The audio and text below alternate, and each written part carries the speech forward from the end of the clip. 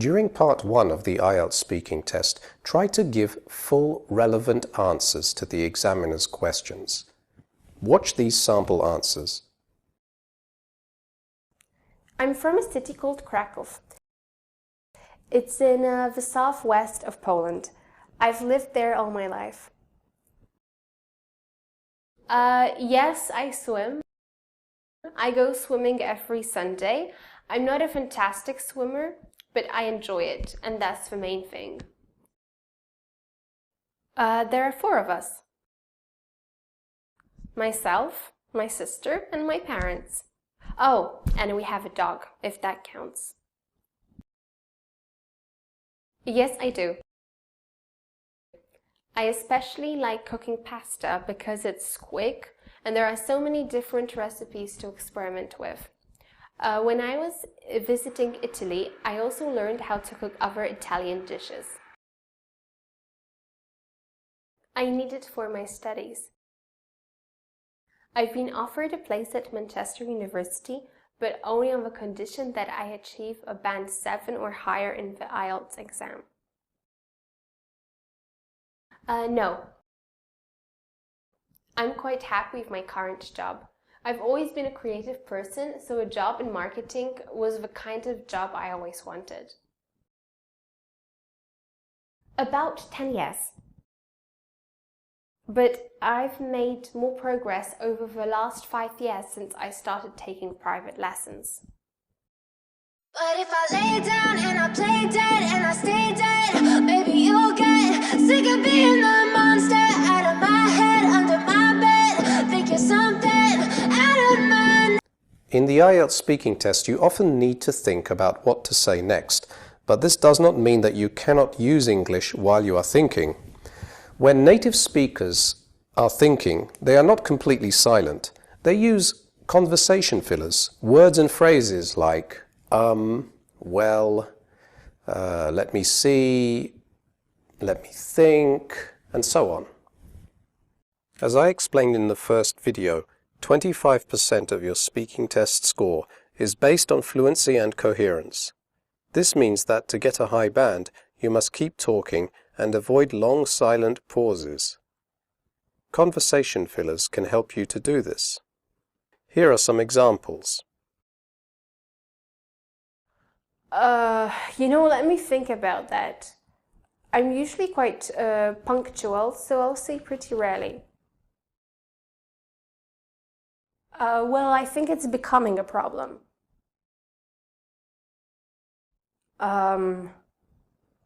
Let's see. I would say basically about 10 years. I present a full list of conversation fillers that you can use. Try to use them in a natural and appropriate way. For example, if you get a difficult question, you can say, that's a difficult question.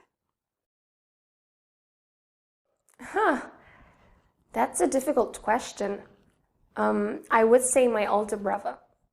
If, for example, you need to think about a question because you don't have a strong opinion about it, you can say, I suppose, or I guess.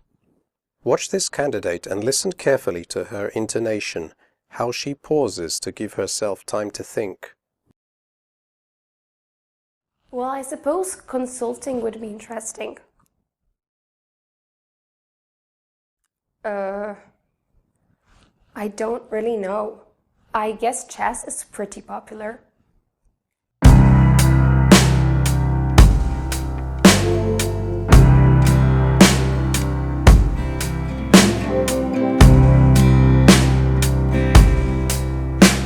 In part 3 of the IELTS speaking test, you'll be asked a question related to the topic of part 2, and you might need more time to think about it than you did in part 1.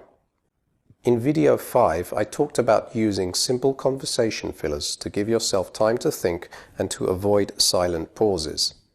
Now I'm going to give you some other techniques you can use if you need more time to think. Let's look at the first technique. Repeat the question. When the examiner asks the question, try to repeat it in your own words. Here are some examples. So you would like to know the different types of food that people eat in my country?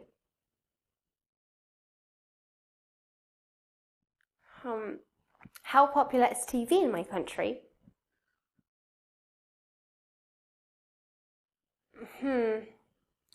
So just to be clear, you're asking me about the benefits of playing sport.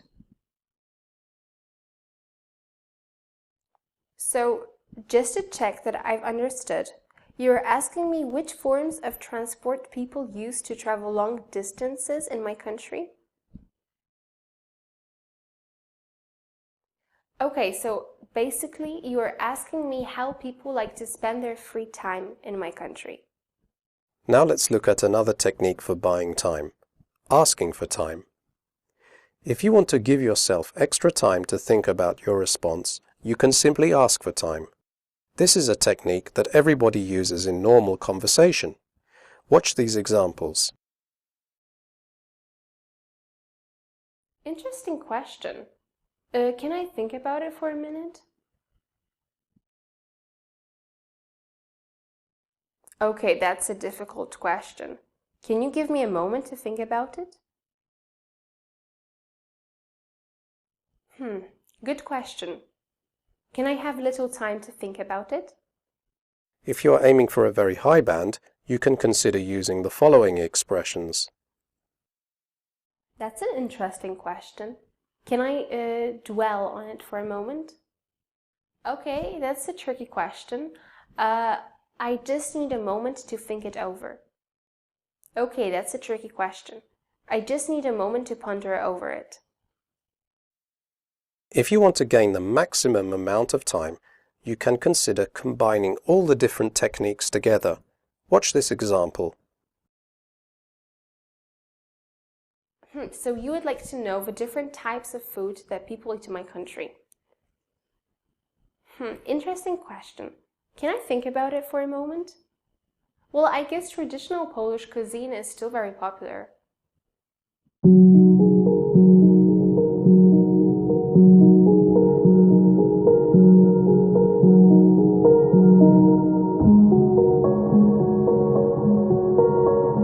You do not need to have great ideas or opinions. The examiner is only evaluating your ability to communicate in English. So what do you say if you don't have any opinions on a particular topic? Well, you could try inventing an opinion. The examiner is not interested in the truth. But apart from that, let's look at some other options. So, there are two possible situations. One is you have a very weak opinion on something, and two, you have no idea what to say. A weak opinion usually means that you are not very interested in a topic or you don't have much knowledge about it, but you are able to say something about it.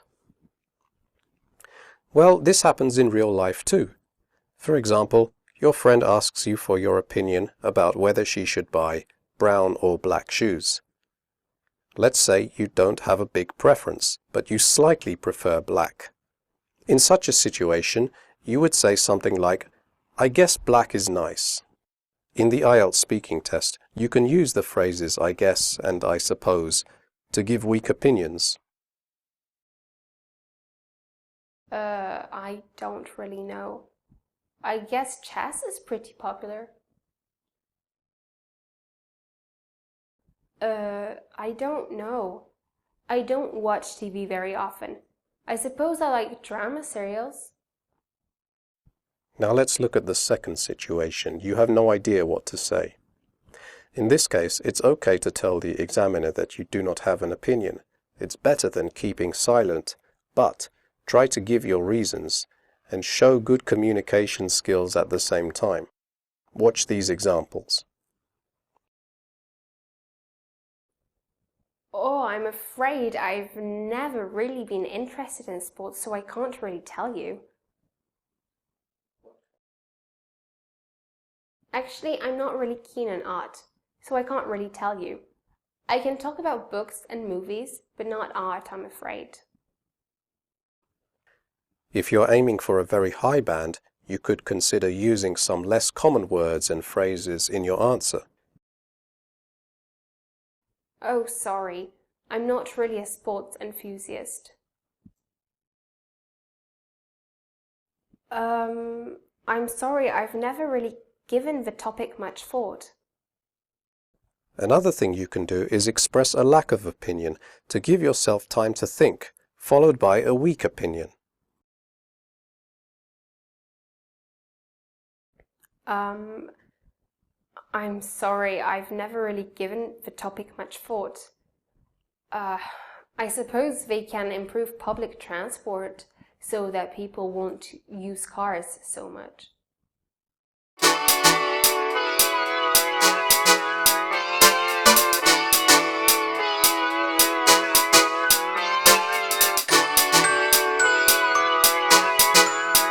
In part 2 of the IELTS speaking test, the examiner will give you a topic card.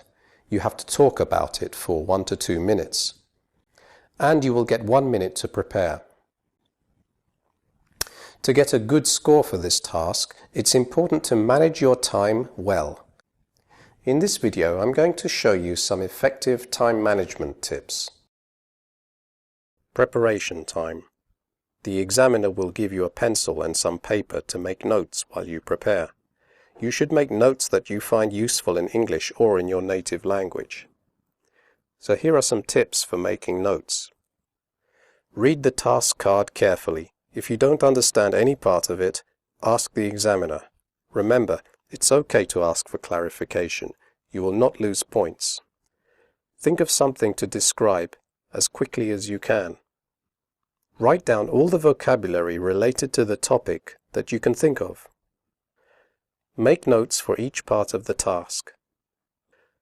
Think of 2 or 3 things to say for each prompt and write down words that will remind you of what to say. When your preparation time has finished, you are ready to begin talking. It helps to have an idea how to start. In this way, you won't hesitate at the beginning, and you will be able to manage your time much better. The easiest way to begin speaking is to use the structure "I'm going to" or "I've decided to." Look at this topic card and then watch the different ways the candidate can begin her answer.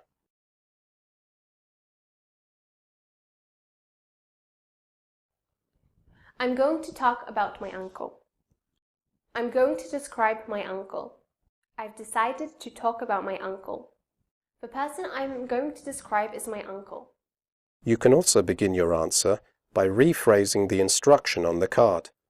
Pay attention to the grammatical structure used in the first sentence of the cue card. You can try to reflect it. My university professor has had a very important influence on my life. Remember that if you are aiming for a very high band, you need to show that you can sometimes paraphrase and use synonyms effectively. So if you are confident, you can try to paraphrase the cue card instruction. My uncle has influenced me in a major way. My uncle has really shaped my outlook on life. A key influence on my life has been my uncle. Okay, so you have made notes and you have your first sentence ready. It's time to speak for 1 to 2 minutes. On the cue card, there are usually 4 points that you need to talk about. There are 3 short points, which answer the questions who, where, why, what, how long, and so on. And there's one longer part which asks you to explain something. After you have completed the task, the examiner will ask you a short follow-up question. When you practice this task, it helps to set yourself a time limit for each part. For example, 10 to 20 seconds for the first point, 10 to 20 seconds for the second point, 10 to 20 seconds for the third point, and 30 seconds to 1 minute for the final part. Here are some tips. Follow the order on the prompt card. Try to say 1 or 2 sentences for each of the first 3 parts. Give a few quick examples where relevant. Don't forget the last part of the task. If you feel you are going to finish in less than 1 minute and you have nothing else to say, you could try to use conversation fillers to keep talking. If you have spoken for at least 1 minute and you feel that you have nothing more to say and your fluency is getting worse, just stop talking and give the card back to the examiner. It's also a good idea to show the examiner that you have finished by saying, "That's it," or "That's all I have to say," or "That's that." When the examiner asks you the follow-up question, answer with 1 or 2 sentences. Now watch this candidate and try to observe the tips that she followed.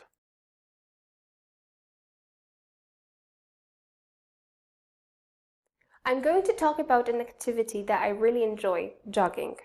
I go jogging in a park which is about 2 kilometers from my home. I go jogging there because the air is a bit cleaner than in my neighborhood. I usually run for about 4 to 5 kilometers, and I always go by myself. I try to do this activity every morning, although occasionally I get lazy and decide to skip it. In the spring, I sometimes go jogging in the evening because the weather is fresh. I really enjoy this activity because it keeps me fit. On top of that, because my job can be very stressful, sometimes jogging also helps me to relax and think more clearly. What else? I suppose it also motivates me to stay healthy in general. For example, it motivates me to eat a balanced diet. So I'll recommend this activity to anyone. That's it. It's quite popular, I think. I often see people jogging in the park, especially on Saturdays.